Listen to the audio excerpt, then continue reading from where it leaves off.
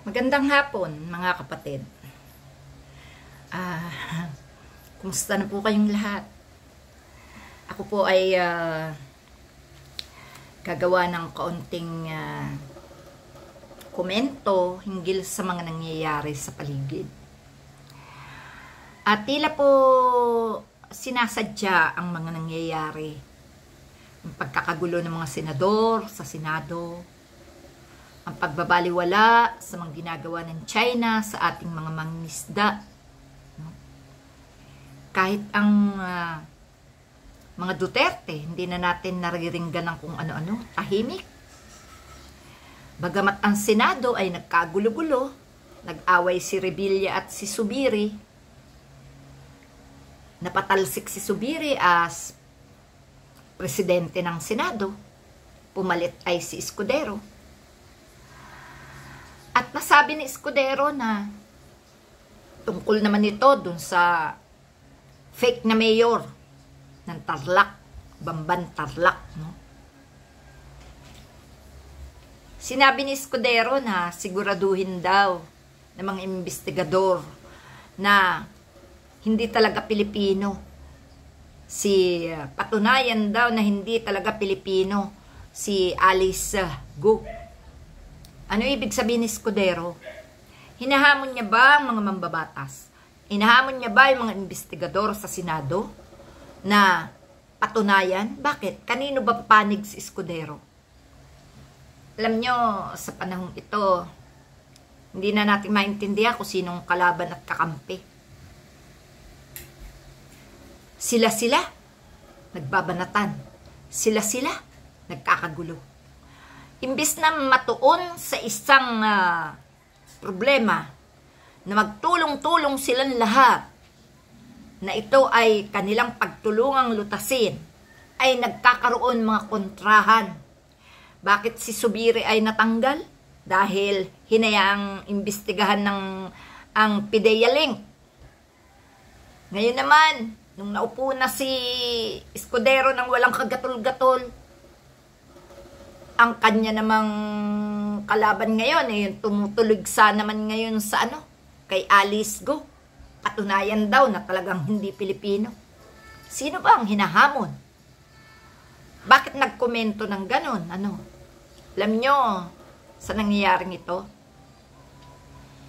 natabunan na ang kaso, ang Persilapid case, si Bantag. Natabunan na ang kay Teves. Natabunan na ang kay Kibuloy.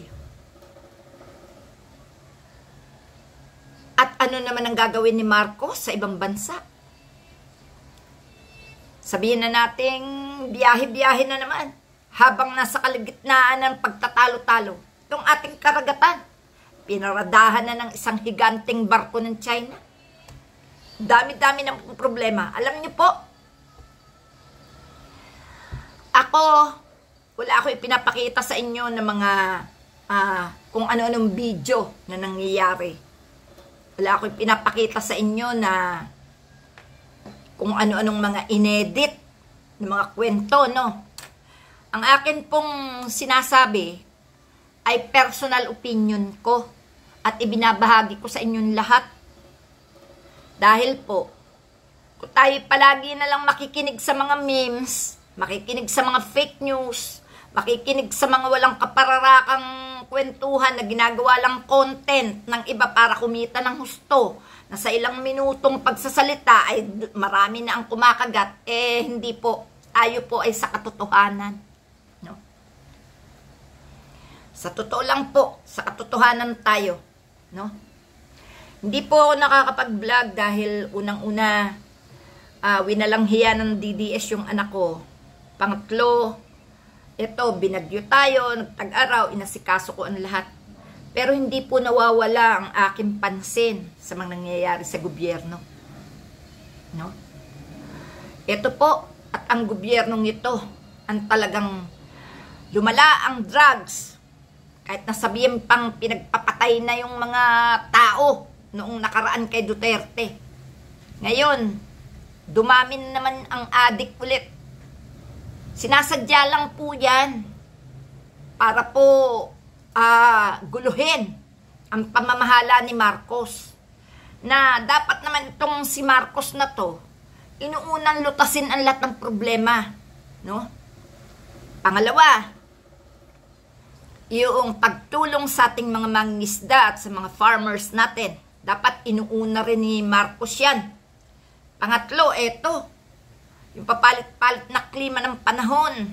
Dapat ito laging may naka-reserve na pang-ayuda sa mga napipinsala.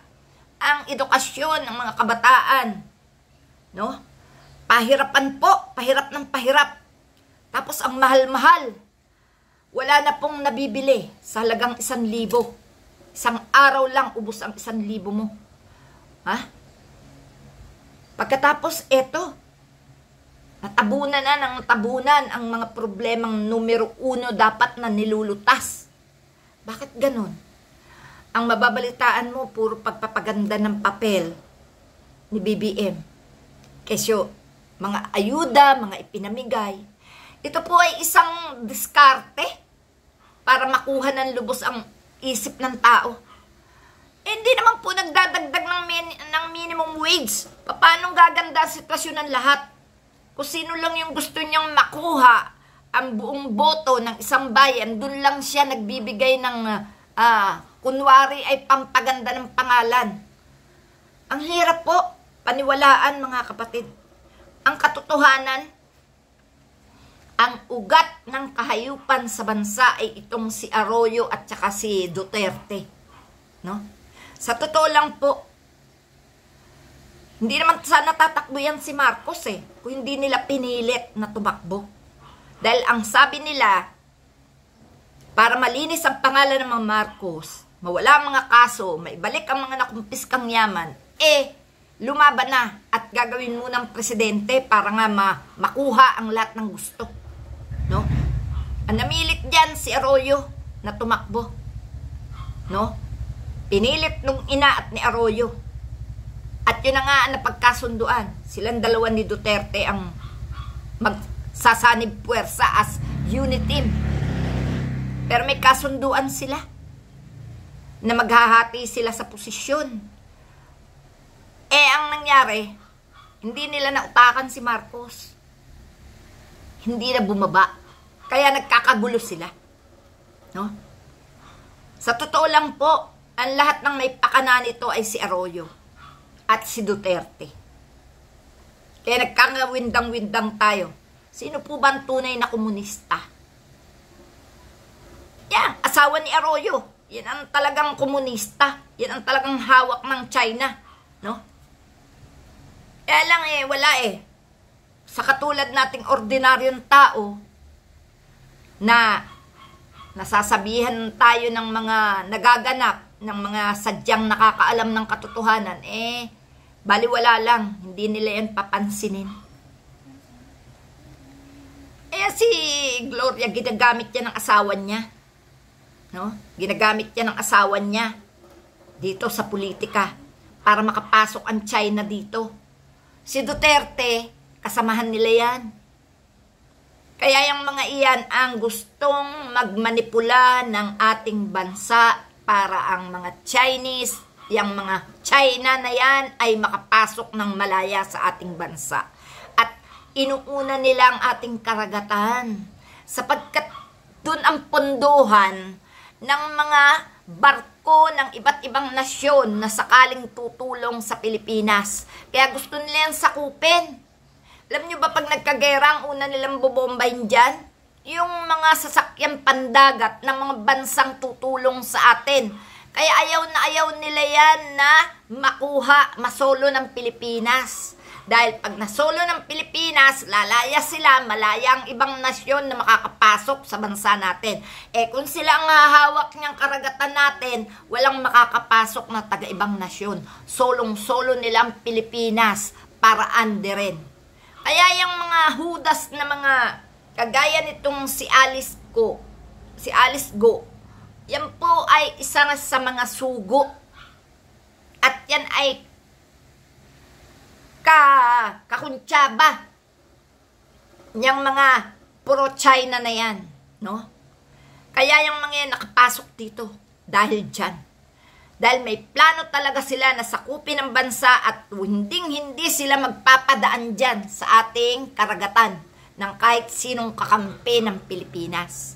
Susuluhin nila at tayong lahat ay aandi rin ng mga hinayupak na Judas na yan. Yan, yung mga nasa taga-China na yan, mga pro-China na yan, nakasabwat nila dito. Sa totoo lang po, silang may pakana ng lahat ng kawawaan natin dito sa bansang ito. No? Kaya, pwede po ba na tayong lahat ng mga Pilipino ay magkaisa bilang mga ordinaryong mamamayan na nagtatanggol sa ating bayan? Ilan pong kahilingan ko, mga kapatid, kahit ako'y isang simpleng ordinaryong tao lang, ako po ay nakikipaglaban para sa ating lahat, sa ating kapakanan, tayong mga Pilipino. Salamat po, mga kapatid. Sana po maunawaan nyo.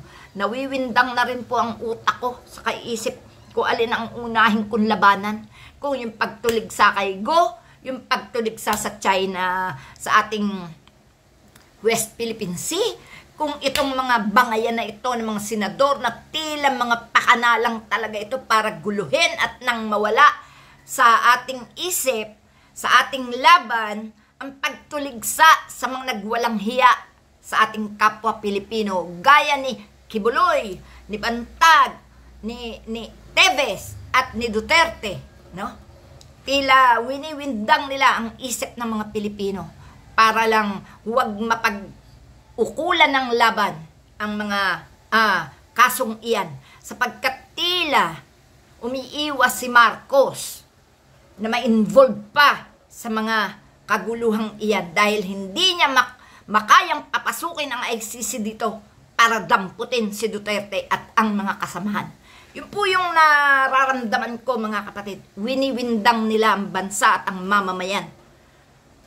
Kaya ganyan, puro kaguluhan, puro katarantaduhan. Nag-iipon sila ng kanya-kanyang kakampi. No? Nag-iipon sila ng kanya-kanyang kaalyado. Tingnan natin kung ang ginagawa nilang lahat ng yan ay pabor para sa mamamayan at sa bayan. Salamat po.